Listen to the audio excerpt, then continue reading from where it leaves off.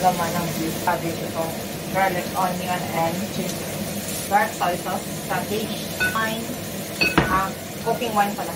Oyster sauce, ito, light soy sauce. Soybean paste, soy sauce. Rock sugar.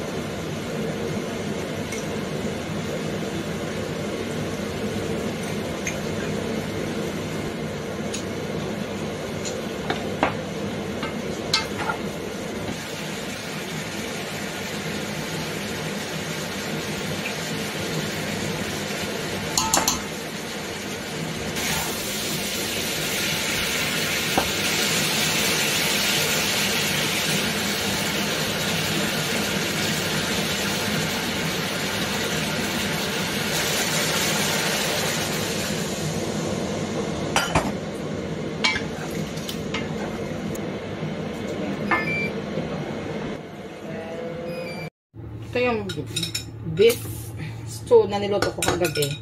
Pero hindi pa siya totaling, kumaga 80% cooked siya.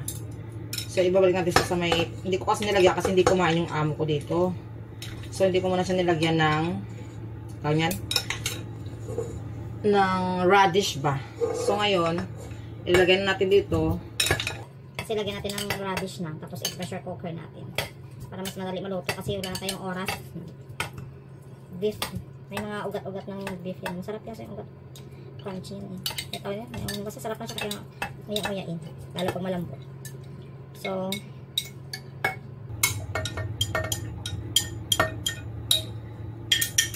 diba? Kaysa masayang. Ayan. Ayan, mainit na tubig. Lagay natin dyan. Lutuin na natin.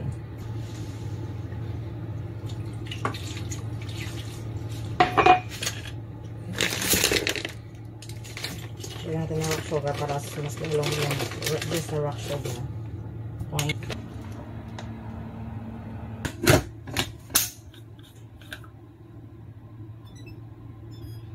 High heat naman natin. Then low heat.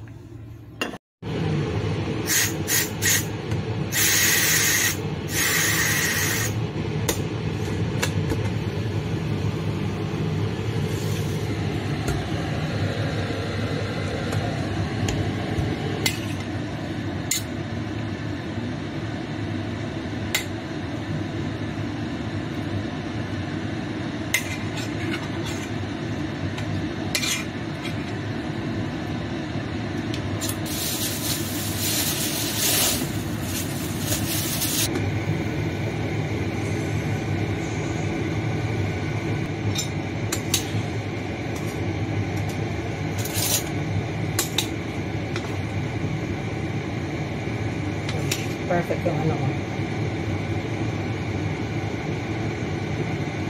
Perfect yung ating radish.